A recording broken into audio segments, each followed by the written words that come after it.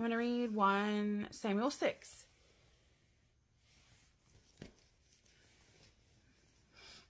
The Philistines returned the ark to Israel.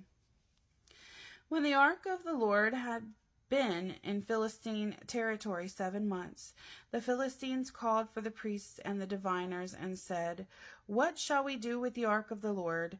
Tell us how we should send it back to its place." They answered, "If you return the ark of the God to Israel, do not send it back to him without a gift. By all means send a guilt offering to him. Then you will be healed, and you will know why his hand has not been lifted from you." The Philistines asked, "What guilt of offering should we send to him?"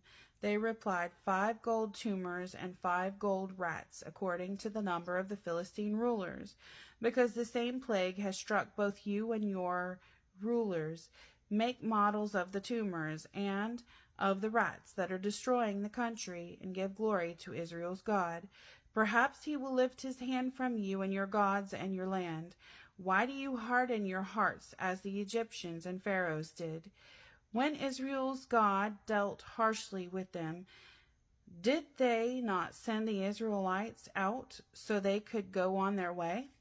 Now then, get a new cart ready with 2 cows and have calved and have never been yoked. Now then, get a new cart ready with 2 cows that have calved and have never been yoked. Hitch the cows to the cart and take their calves away and pin them up. Take the ark of the Lord and put it on the cart, and in a chest beside it put the gold objects you are sending back to him as a guilt offering. Send it on its way, but keep watching it. If it goes up to its own territory toward Beth Shemesh, then the Lord has brought this great disaster on us. But if it does not, then we will know that it was not his hand that struck us, but that it happened to us by chance." So they did this. They took 2 such cows and hitched them to the cart and pinned up their calves. They placed the ark of the Lord on the cart, and along with it the chest containing the gold rats and the models of the tumors. Then the cows went straight up toward Beth Shemesh, keeping on the road and lowing all the way. They did not turn to the right or to the left. The rulers of the Philistines followed them as far as the border of Beth Shemesh. Now the people of Beth Shemesh were harvesting their wheat in the valley, and when they looked up and saw the ark, they rejoiced at the sight. The cart came to the field of Joshua of Beth Shemesh, and there it stopped beside a large rock. The people chopped up the wood of the cart and sacrificed the cows as a burnt offering to the Lord.